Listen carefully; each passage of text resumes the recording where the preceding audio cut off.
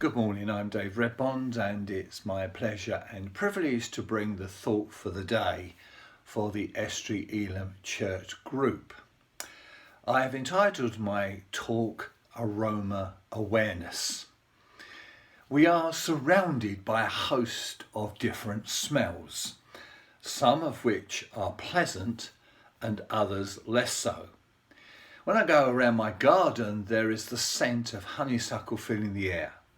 Some of my roses have a strong scent, as do some of my other flowers.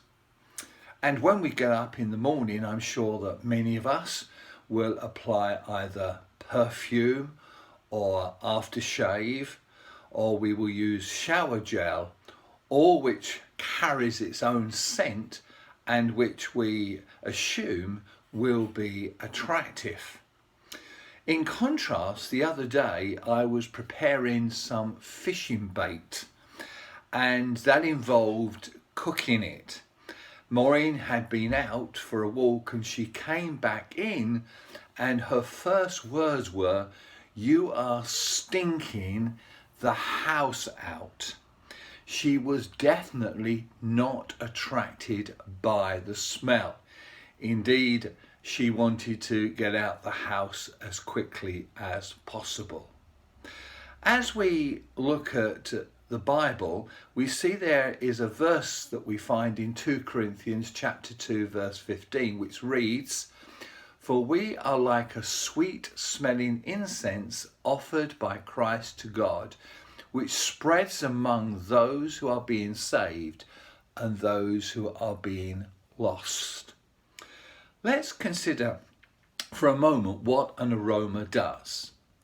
First of all, it impacts. You see, as we reflect on different smells, we are reminded that they can either be good smells or bad smells, but definitely every smell will have an impact. It will either attract us or it will repel us. So for me personally, I think Old Spice is very attractive. And yet at the same time, I'm also aware that when I'm preparing fishing bait, though it might be attractive to fish, it certainly is not attractive to Maureen. And she would rather not be in the house when I'm getting that bait ready. In fact, she wants to be as far away as possible. It reminds me that as followers of Jesus who carry the fragrance of Jesus, when we connect with those around us, we will impact them.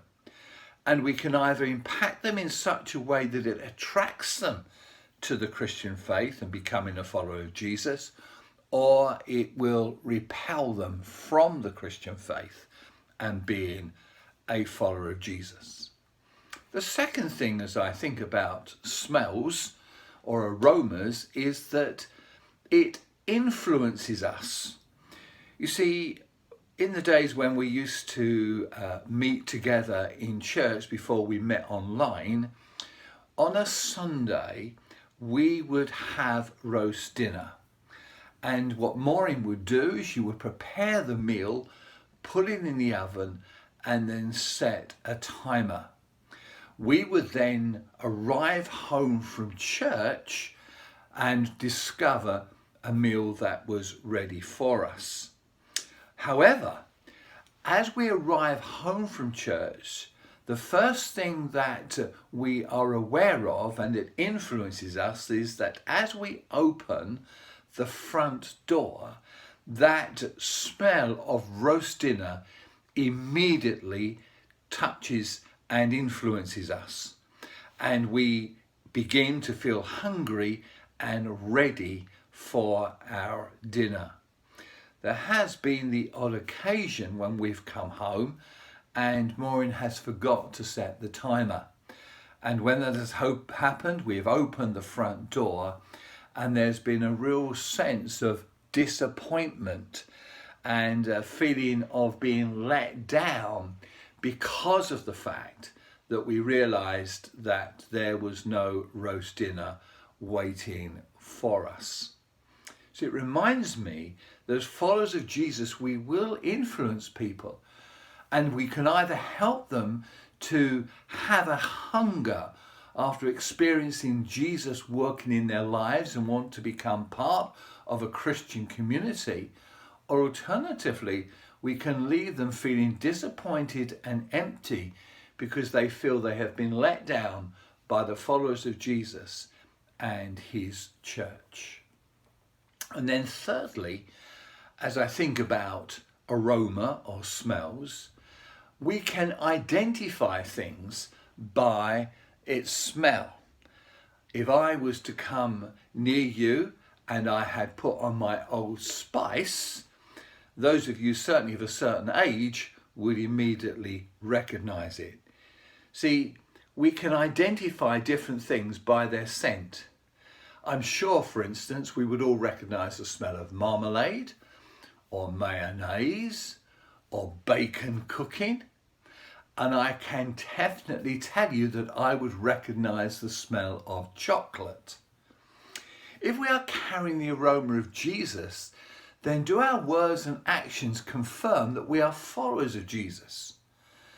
No doubt there will be a number of smells that you will experience this week. And when you do, why not reflect on the truth that you have been anointed with the fragrance of Jesus if you are a follower of Jesus? And ask yourself the question, how is this going to impact, influence, and identify as I show people and live with people and work with people and affect people who are around me? In Ephesians 5 verses 1 and 2, we read this: imitate God, therefore, in everything you do, because you are his dear children. Live a life filled with love, following the example of Christ. He loved us and offered himself as a sacrifice for us, a pleasing aroma to God. Let's ensure that we are an attractive aroma, both to God, to each other, and to those around us in our communities. May God bless you, and may you have a great day.